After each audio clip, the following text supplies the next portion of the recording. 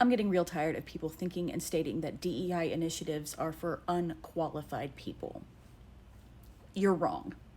They still have to meet the qualifications, especially education and experience qualifications. So let's go over a couple things. Equal Employment Opportunity Act of 1972, an act to promote equal employment opportunities for American workers, responsible for enforcing federal laws that make it illegal to discriminate against a job applicant or an employee because of race, color, religion, sex, which includes pregnancy, childbirth, or other related conditions, gender identity, and sexual orientation, national origin, age, 40 or older, disability, or genetic information. Laws apply to all types of work situations, including hiring, firing, promotions, harassment, training, wages, and benefits. That is from EEOC.gov. That is still technically standing. Now let's talk about DEI initiatives that stand for Diversity, Equity, and Inclusion. I'm getting this from Wikipedia because apparently I can't find it on a government website now.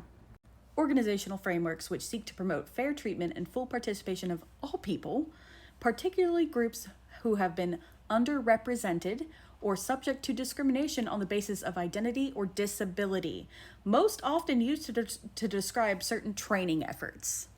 And just in case your first thought when you hear DEI is, oh, I don't know, race or color or sexual orientation or gender identity, all those woke agendas, remember that these initiatives protect and provide accommodations for women, pregnant women, nursing women, and that includes white women, veterans,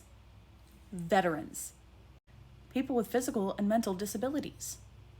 And if your immediate response to that is, well, if they have a disability, they're not qualified, F you. They're still human beings and they still deserve to be able to function in society. Yes, there are roles that they will never be able to fill. That can't be helped, but there are other roles that they can, and those accommodations are made. Notice I didn't mention religion in here. Well, I assume that is going to soon be a huge aspect to this discrimination issue, because their intent is to become a Christian nation, so they will start discriminating on whether or not you are Christian or not. Not once does it mention qualifications are lowered. That's a lie to make people feel superior, I guess. Qualifications, especially education experience, still apply. All of this simply prevents employers from simply hiring connections through family, friends, monetary compensation, or, the good old boy method of your fraternity bros. Because that is what was actually happening in a lot of your merit-based hiring, especially in white-collar jobs. It was who you know and how much money you had. Do you even understand how many women across the board, doesn't matter what race they were, benefited from the Equal Employment Opportunity Act and DEI initiatives?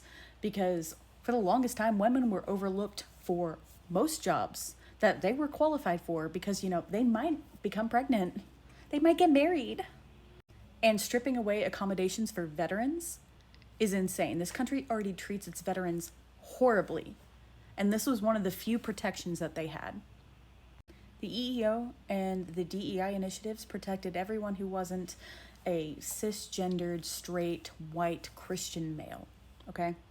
And one of the largest groups to benefit from all this has been white women. And yet, look at us. It's insane.